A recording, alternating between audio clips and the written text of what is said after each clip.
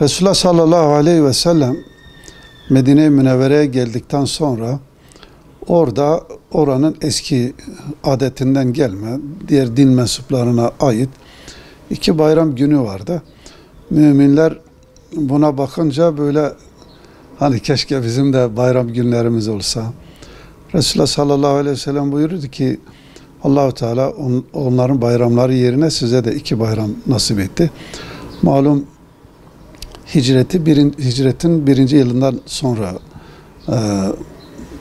oruç, Ramazan orucu farz kılındı. Tabi orucun akabinde o 1. yıldan sonra da bayram da meşru kılındı. Kurban da o zaman yine meşru oldu. Bu bayramlar bir Ramazan bayramı, bir de Kurban bayramı. Bunlar bizim dini bayramlarımızdır. Ramazan bayramının hikmeti şöyle. Biz 1 ay boyunca Rabbimizin emrine uyarak oruç tutuyoruz. Normal diğer aylardan daha fazla namaz da kılıyoruz. Teravih de var, nafile namaz da var.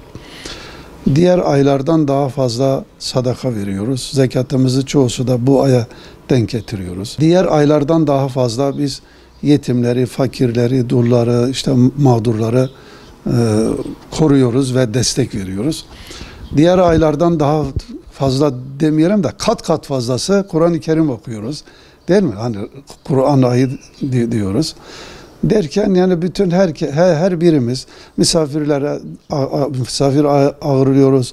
Komşuluk ilişki her şey bir zirveye çıkıyor. Bayram namazı ve bayram gününde bayramlaşmak, bayram yapmış gibi yani hareket etmek, sevinmek bu Müslümanlığın, İslam dininin en önemli işaretlerinden birisidir. Cenab-ı Allah herkese mübarek eylesin. Ben bütün Şanlıurfalı hemşerilerimin bayramlarını tebrik ediyorum.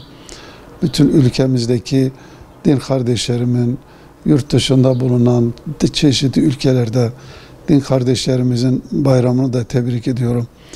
Özellikle sıkıntıda olan kardeşlerimiz, dünyanın birçok tarafında, özellikle Kudüs'te olan mümin kardeşlerimiz, Filistinli kardeşlerimiz, dünyanın birçok yerinde buna benzer durumda olanlar var.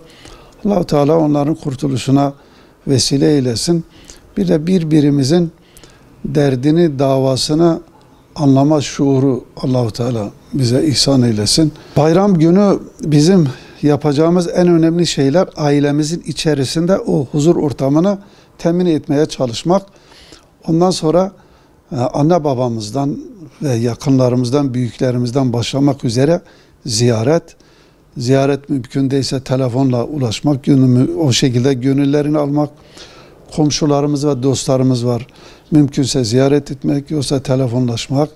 Ondan sonra bizim vefat etmiş akrabalarımızın da, müminlerin de bizde hakkı var. Bari o bayram günü onlara Yasin okumak, Kur'an okumak ve mümkünse kabristanı ziyarete gitmek.